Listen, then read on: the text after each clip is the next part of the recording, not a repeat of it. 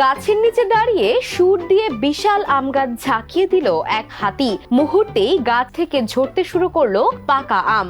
এমন বিরল দৃশ্য দেখে হতবাক হয়ে যান পথচারীরা। সামাজিক যোগাযোগ মাধ্যমে ছড়িয়ে পড়া এই ভিডিও এখন ব্যাপক আলোচনার জন্ম দিয়েছে।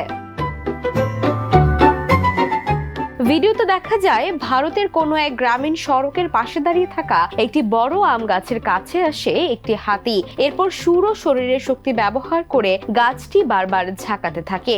হাতির ধাক্কায় গাছ থেকে একের পর এক আম মাটিতে পড়ে যায়। এ সময় এক ব্যক্তি দৌড়ে এসে ঝরে পড়া আম সংগ্রহ করতে থাকেন।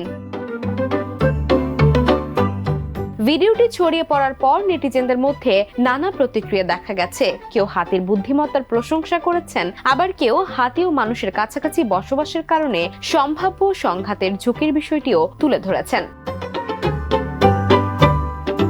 Desk report, the news.